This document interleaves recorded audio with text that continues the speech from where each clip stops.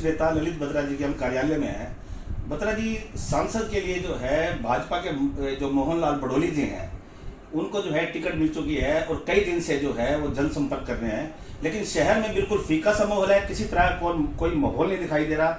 लोगों में अलग अलग तरह की चर्चा है, इस बारे में आप क्या कहेंगे?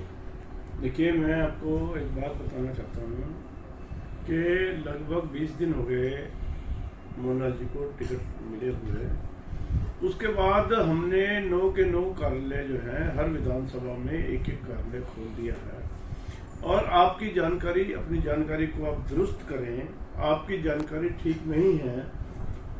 जितना उनको रिस्पॉन्स सोनीपत में मिल रहा है, बहुत बढ़िया रिस्पॉन्स मिल रहा है उनको।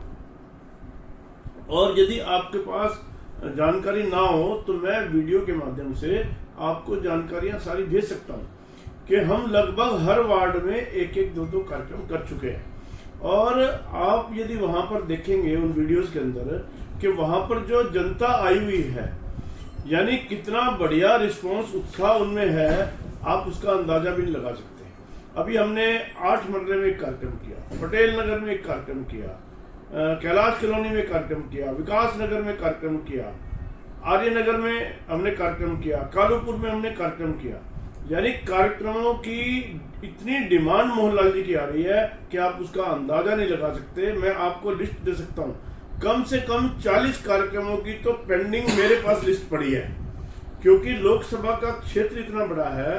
लोगों की डिमांड है कि मोहनलाल जी स्वयं उस कार्यक्रम में आए। लेकिन सर, बड़े दुख के साथ कहना पड़ रहा है, जिस तरह आपने कहा विकास कार्यों में झड़ी लगा दी है और बहुत से लोग आ रहे हैं, इकट्ठे हो रहे हैं, सब कुछ हो रहा है, लेकिन दूसरी तरफ सर जो इनका इतना विरोध हो रहा है कि एक तरफ तो इनको गांव में आने ही नहीं दिया गया सर, और काफी इनका विरोध। देखिए, मैं आपको इस बारे में थोड़ा सा क्लियर करता हूँ। 1% भी विरोध नहीं है। चंद लोग जो के अपने आप को झूठा किसान बना करके और विपक्ष के हाथों में खेल रहे हैं, वही विरोध कर रहे हैं। और एक और मजे की बात आपको बताता हूँ। एक गांव में गन्नौर अपना राय विधानसभा में गए, वहां के किसान यूनियन के कुछ लीडर इकट्ठे हुए और उन्होंने वहां पर उनका विरोध करना शुरू किया। और जब विरोध शुरू किया तो उनसे पूछा गया, भाई आप क्या चाहते हो? तो उन्होंने कहा कि हमारी कुछ डिमांड्स हैं, हम अपनी डिमांड्स रखना चाहते हैं। उनको पूरा समय दिया गया, उन्होंने वहां पर अपनी डिमांड्स रखी, पब्लिक भी वहां पर थी, और वही किसान यूनियन के लोग उनका समर्थन करके लास्ट में उनको गए। जब उन्होंने प्रश्न किया, प्रश्नों के उत्तर मोहनलाल जी ने दिए, तो मैं कहता हूँ मोहनलाल जी का व्यक्तित्व ऐसा व्यक्तित्व है, एक तो कभी वो असहज नहीं होते हैं। जब भी कोई बात मान लो कोई विरोध भी करता है तो उसको शालीनता से वो सुनते हैं और सुनने के बाद उसका उत्तर देते हैं। सोनीपत शहर में सर न्यू कॉलोनी जो बिल्कुल रेलवे रोड पे स्थित है, वहां उन्होंने बहुत बड़ा बैनर भी लगा दिया है कि विकास कार्य ना होने के कारण जो है उन्होंने इस तरह बड़ा बैनर लगा दिया कि हम किसी को वोट ही नहीं देंगे। इसके बारे में आप क्या? देखिए, मेरा तो एक ही कहना है कि देखो, नाराजगी हर किसी को अधिकार है अपनी जताने का, मैं इस बात को बुरा नहीं मानता हूँ। और ये काम लोकसभा का चुनाव का नहीं है। वैसे तो कायदे से तो उस वार्ड के पार्षद को पूछना चाहिए, उस यहाँ के एमएलए से बात करनी चाहिए, यहाँ के मेयर से बात करनी चाहिए। इस बात का जवाब लोकसभा का सांसद का सदस्य नहीं दे सकता या सांसद का कैंडिडेट नहीं दे सकता। जिन्होंने बोर्ड लगाया है, मैं उनका इस बारे में भी स्वागत करता हूं कि उन्होंने अपने मन की बात रखी है। ये तो बड़ी शर्म की बात है मेयर के लिए और विधायक के लिए कि जिनके इलाके में जिन्होंने को काम करना चाहिए था, जनता को संतुष्ट करना चाहिए था, उनको उन्होंने संतुष्ट नहीं किया। तो इसमें मेंबर पार्लियामेंट का जो कैंडिडेट है उसका कोई रोल नहीं है। फिर भी हमने वहां के लोगों से बात की है, उनके पूरे काम चुनाव के बाद कराए जाएंगे और हम निश्चित रूप से वहां कार्यक्रम भी करेंगे और उनके घरों में भी जाएंगे।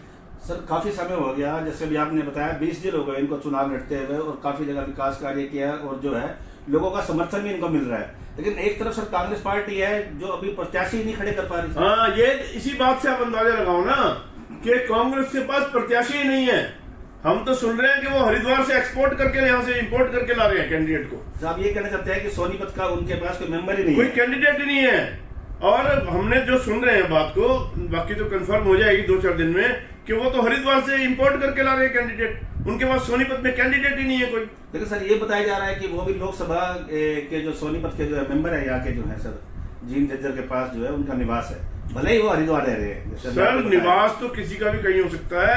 आज तक के इतिहास में उनका सोनीपत लोकसभा में क्या योगदान है? किसी विधानसभा में कोई योगदान नहीं है, किसी के दुख सुख का कोई योगदान नहीं है। आप एक भी उनका योगदान मुझे गिनवा करके दे दो। अगर उनको पार्टी कांग्रेस पार्टी टिकट देकर के उतारती है तो उसको तो इतनी भारी बहुमत से हम यहाँ से हराने वाले हैं कि उनको सोचना पड़ेगा अपने बारे में कि उन्होंने चुनाव लड़ा क्यों।